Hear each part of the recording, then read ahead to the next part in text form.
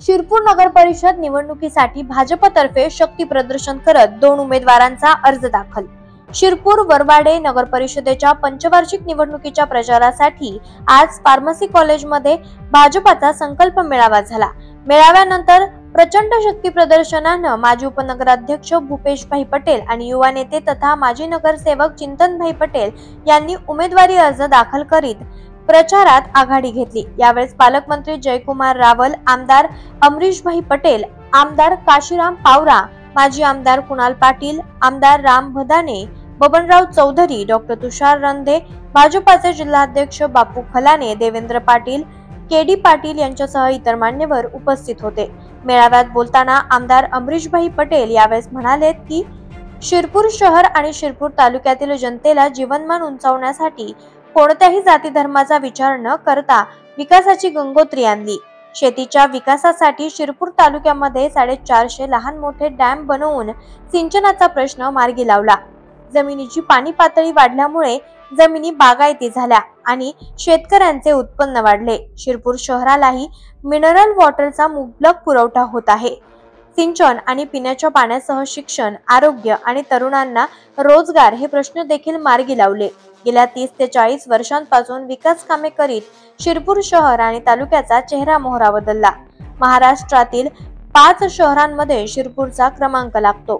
त्यामुळे या निवडणुकीत शिरपूरचे मतदार विकासालाच मतदान करतील याचा आत्मविश्वास आमदार अमरीशभाई यांनी व्यक्त केला।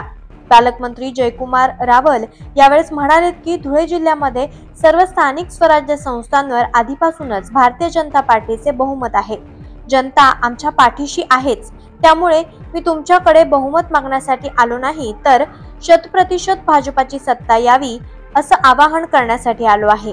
धुळे जिल्ह्यातील शिरपूर, दोंडाईचा, शिंदखेड आणि पिंपळनेर या 4ही नगरपालिकांवर सर्वच्या सर्व भाजपाचे उमेदवार निवडून येतील असा विश्वास व्यक्त करीत त्यांनी भाजपसाठी निवडणुकीत वातावरण निर्मिती केली।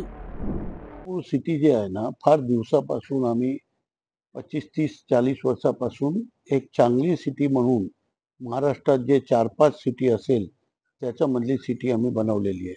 त्यामुळे विकासाच्या विचारावरच इथे लोक बी वोटिंग करतील आणि शिरपूरकर असं आहे की समजदार आहे, इथे शिकलेले लोक जास्त आहे आणि ते काही चूक करणार नाही असं आम्हाला वाटतं। महाविकास आघाडीचं सुद्धा एक तगडं आव्हान आपल्या समोर असणार आहे। कुठल्या गोष्टी अशा वाटतात की त्या विजयासाठी आपल्याला सापडत असतील आणि कुठली गोष्ट अशी विकास कामं आहेत की जी राहिलेली आहेत आणि पुढच्या 5 वर्षात पूर्ण करायची? नाही बघा, आता तुम्ही लहान सिटी असली ग्रामीण भागामध्ये जर 3, 4, 5 चीज पाहिजे त्यांना, त्याच्यामध्ये पहिला काय ते बोले पाणी मिळालं पाहिजे, मग अंडरग्राऊंड गटर पाहिजे, रोड पाहिजे आणि लाईट पाहिजे। हे 4 महत्वाचं त्यांना पाहिजे। त्याच्याबरोबर गार्डन पाहिजे, त्याच्याबरोबर हरियाली पाहिजे। हे सगळं आम्ही करून चुकलोय, त्यांना त्या बाबतीत बोलण्याची काही जागा नाहीये। त्यामुळे तो प्रकार आमच्याकडे कमी आहे। हा, फर्दर काय करणार, फर्दर काय काय तुमच्याकडे बाकी आहे ते आम्ही पूर्ण करणार। तर आमच्याकडे आम्ही झाड लावलेले आहे, करीबन 1 लाख झाड निंबाचे लावले आहे, ते 30-40 फूट होऊन गेलेले आहे। म्हणजे एन्व्हायरमेंटवर बी आमचं लक्ष आहे, पिण्याच्या पाणीवर बी लक्ष आहे। 85 नंतर एक गाव असं नाही आहे, एक दिवस असा नाही आहे की आज रोजी शिरपूरमध्ये पाणी आलं नाही, असं कधी घडलं नाही। हे महाराष्ट्रात एकच उदाहरण असेल। दुसरा, 5 मालेपर्यंत आमच्याकडे मोटर लागत नाहीये, हा बी पूर्ण महाराष्ट्रात एकमेव गाव असेल। आणि जिथे 5 घर आहे तिथे हे 4-5 चीज अवेलेबल आहे। हे बी असं तुम्हाला फार कमी गाव या लेवलच्या सिटीमध्ये असेल। दुसरा, एज्युकेशन मध्ये हा शिरपूर महाराष्ट्रातला एकही गाव आहे की जिथे 72,000 वस्ती आहे आणि 44,000 विद्यार्थी ते शिकतात।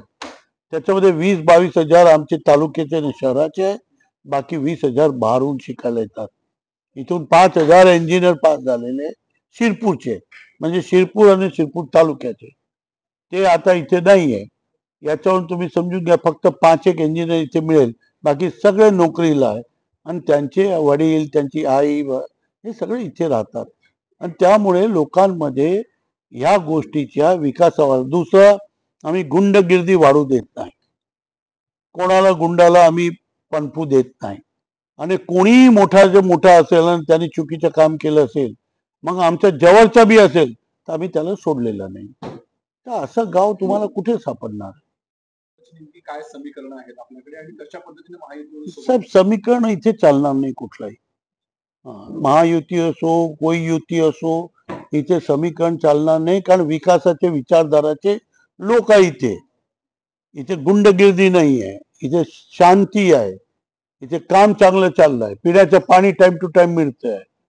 सकाळी 5 वाजेला चालू होते, 11 वाजेला बंद होते. कोणी असं सांगू शकत नाही की आज रोजी मला पाणी नाही मिळालं. छोटेसे ग्रामीण भागामध्ये काय 3-4-5 चीज आहे.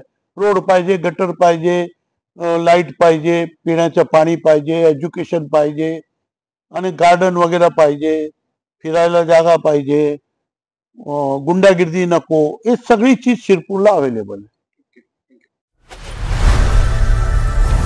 लोकनायक न्यूज